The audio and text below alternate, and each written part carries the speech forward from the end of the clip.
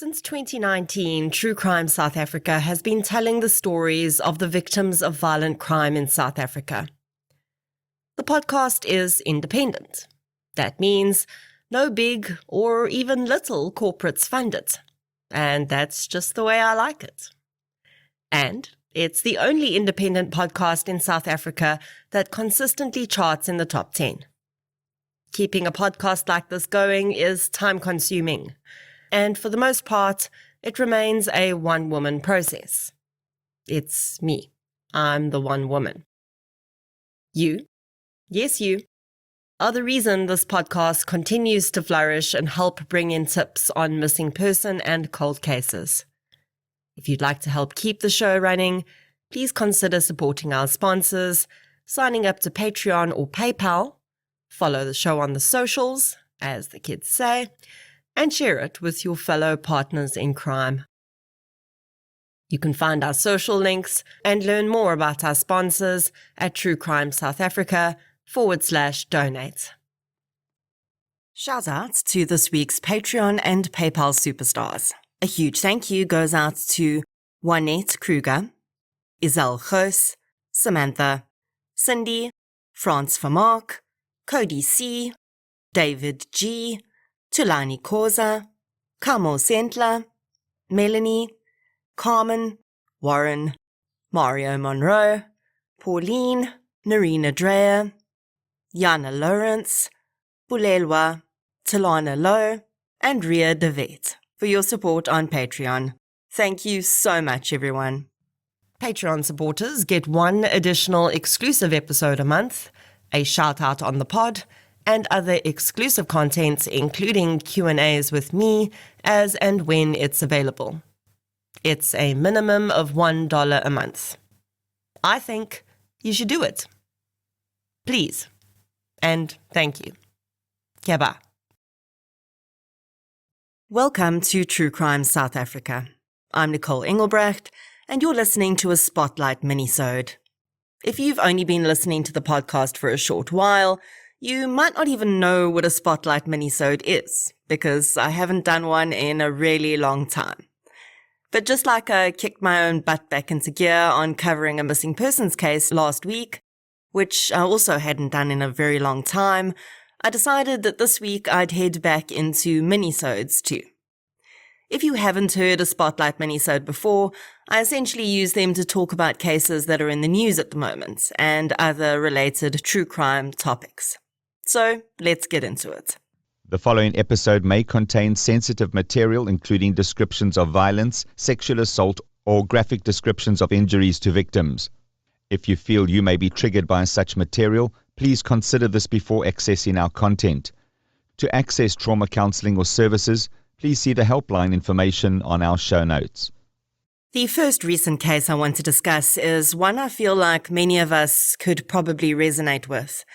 Or maybe it's just me. Cash-in-transit heists have become a huge issue in South Africa. Sadly, many cash-in-transit guards have lost their lives to robberies and bombings.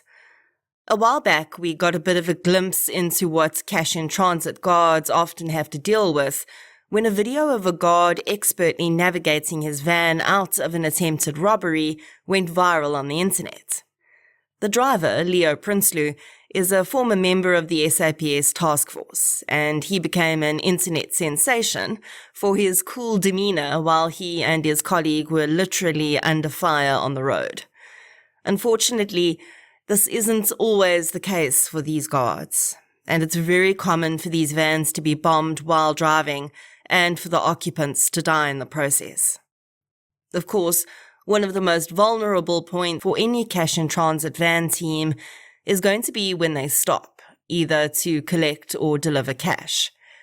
They're a common sight at ATMs in shopping centres across the country, and I will admit to walking a very wide berth around these guards as they stand in front of the ATMs with their very large weapons. Guards are trained to watch out for distractions during this time, as they may be indications of a pending robbery attempt. I once pulled into a shopping centre parking lot to use the ATM, and the cash-in-transit guys were filling up the machines, so I decided to wait in my car. I watched as an elderly man who was also waiting for the machines to be ready to use engaged the guard in conversation. With my window down, I could hear the man reminiscing about his army days, when he too had been armed with a weapon similar to the one the guard was holding, and he was asking the guard questions about the gun.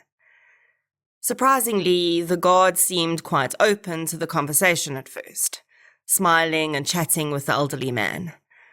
I watched the scene with growing concern, though, as the elderly man got more and more excited and stepped closer and closer to the guard, reaching out and pointing at his gun, almost touching it.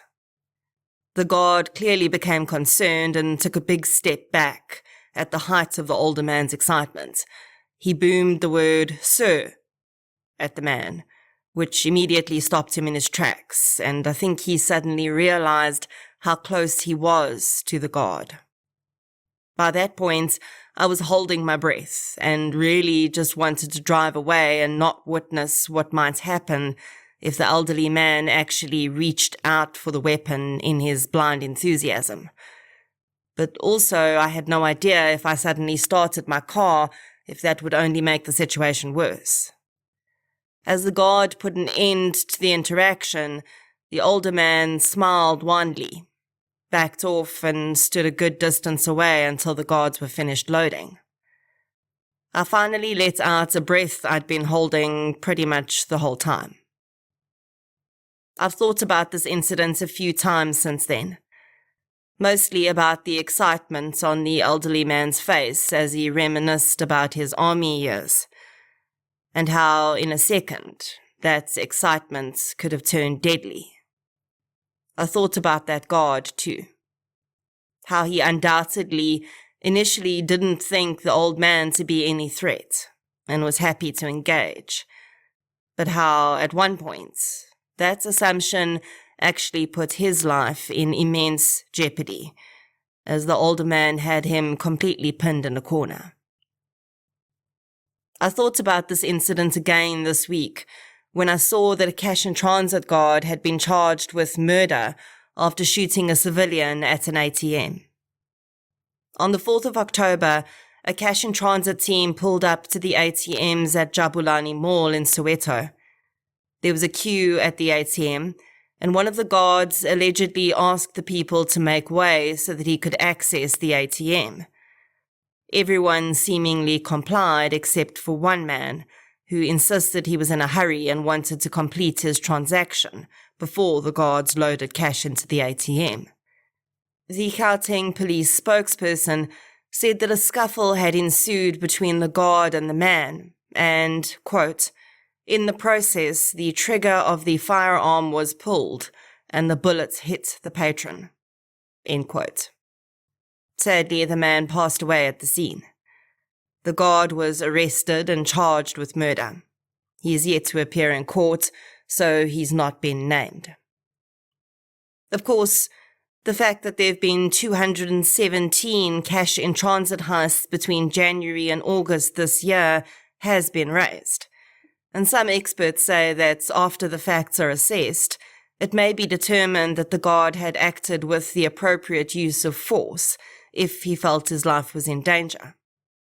Independent crime and policing expert Dr. Johan Berger told News 24 that, quote, "The use of deadly force in this situation is covered by our common law, the principle of private defense. If the security official was attacked or directly threatened with serious injury or possible death, he would have to show why he felt that way.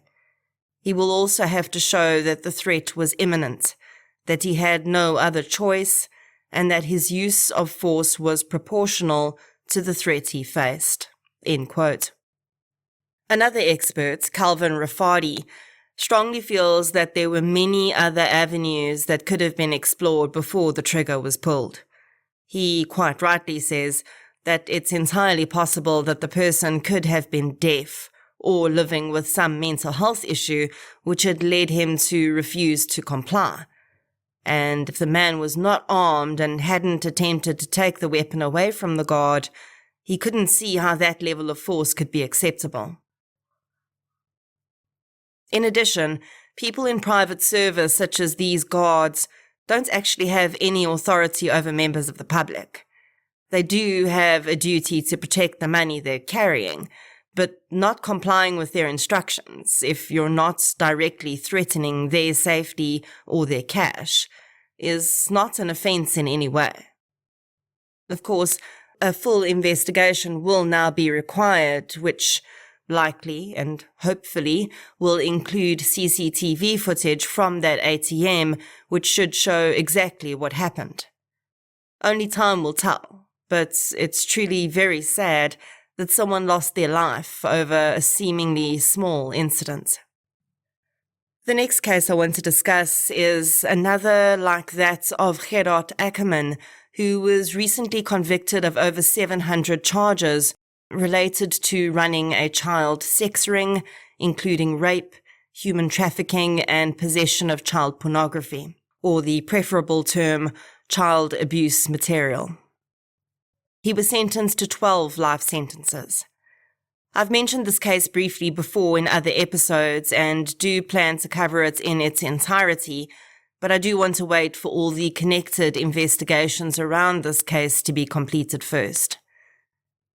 But this week, another terrifyingly similar case came to light when a Jeffreys Bay father and his stepson appeared in court, also for over 700 charges, ranging from rape and sexual assault to bestiality and the possession of child pornography or child abuse material.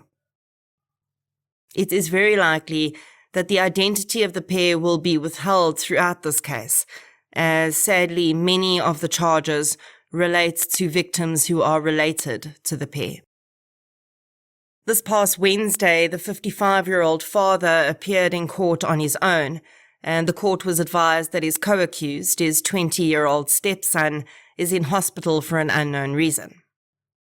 I will warn you that the details of their alleged crimes that I'm about to share are very disturbing. It's alleged that the father raped one of the 3 children, his eldest daughter, while the stepson allegedly raped all 3 of his half-siblings, including a little boy. Hundreds of child abuse images and videos were also recovered from devices in the home, which showed the 3 related victims, as well as many other children. According to the indictment read out in court, the minor victims lived in a house together with their parents and stepbrother. When the eldest daughter was 10 years old, her father introduced the victim to pornography. The man also allegedly frequently watched pornography while his minor children were present. In 2015, when the girl turned 11, her father began to physically abuse her in a sexual manner. This abuse continued until he was arrested in 2022. The father also allegedly coerced his 10-year-old son to download pornographic images from the internet and sell them to his clients. The man is also accused of recording his adult stepson sexually assaulting his half-siblings and selling those recordings to his clients.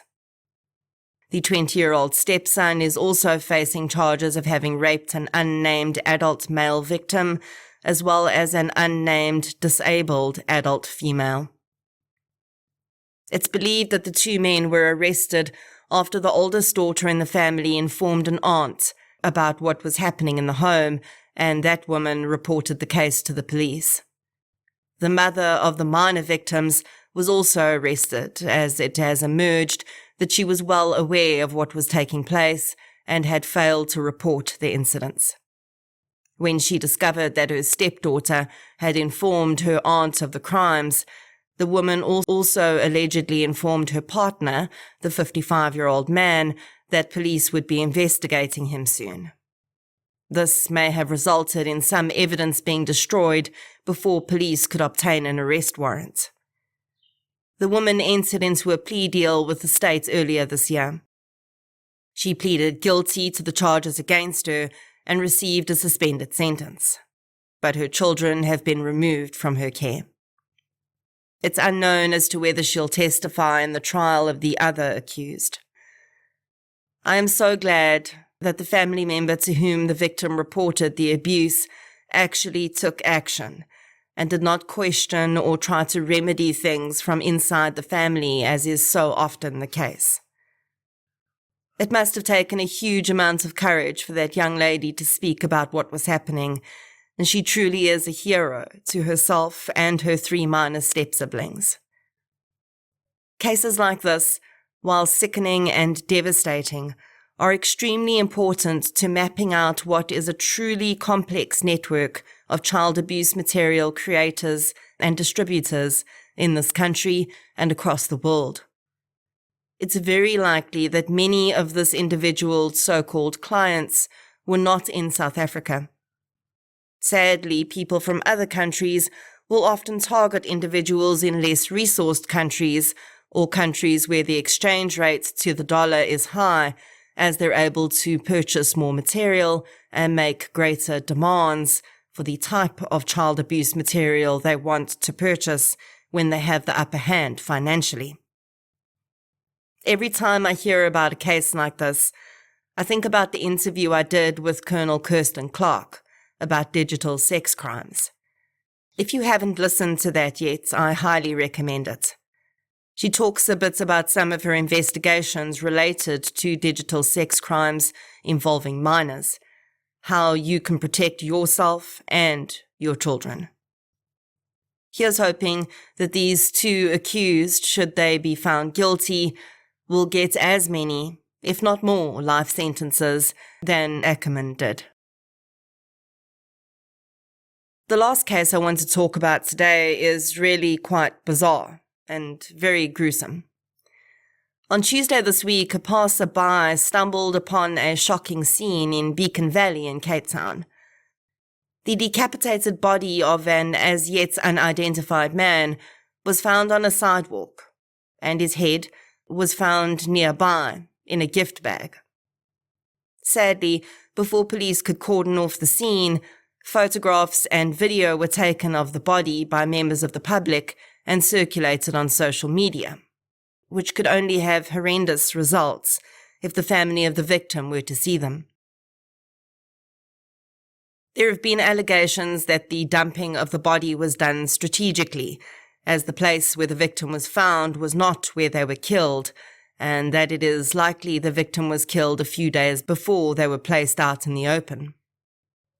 Now, in many other countries, most people's minds would go to this being some sort of crazed serial murderer with a really bizarre modus operandi.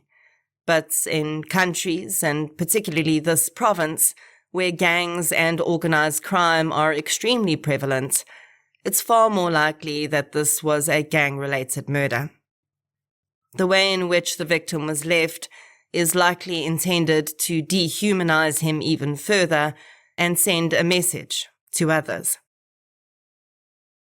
Of course, until the case is properly investigated, we won't know for sure whether this was gang-related, but it certainly seems like it.